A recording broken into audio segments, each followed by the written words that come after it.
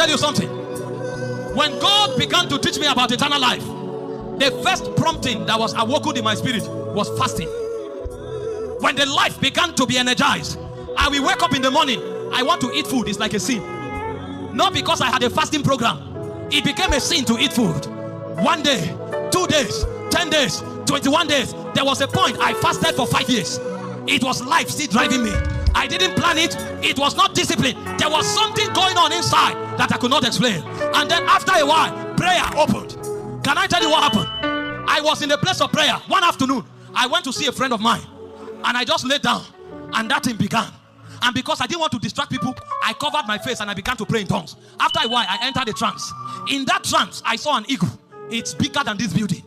And as I was praying, it was like a lens. I was being zoomed into that eagle. Zoomed into that eagle.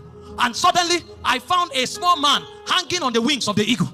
If the eagle flaps once, he moves from one state to another.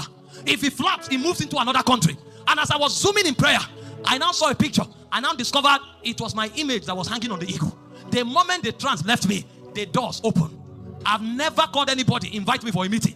As I'm talking to you now, if I want to take all my invitations, I will preach every day to the end of the year. Because it's a reality in the realm of life, but I had to journey to meet it. And when the corridor of prayer opened, it was not about the time, it was about the reality. And when I was able to embrace the reality in the realm, in the natural here, it became automatic. Nations opening everywhere. Only America, I have more than 25 invitations before the month of August. How is it possible? How did they hear about me? This has nothing to do with Facebook and YouTube. If you like, call people, print flyers, invite friends. It doesn't work like that. If it is not registered in the spirit, and if you have not traveled there, you can't see the manifestation. When you begin to journey into life, you start downloading the realm.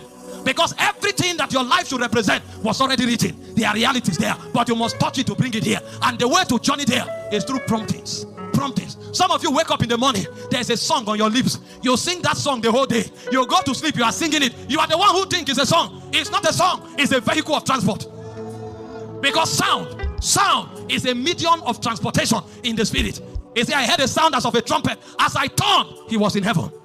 How many locations have you aborted? How many journeys have you failed to attend because you didn't yield to promptings? When men are taught eternal life, they become sensitive to the promptings of the spirit.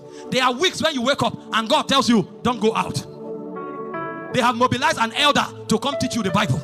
And as you are indoor praying, you go into a trance and the Bible begins to open. The next time you are talking, you look like an ancient. And people are asking, what did you read? It's not what you read, it's where have you been?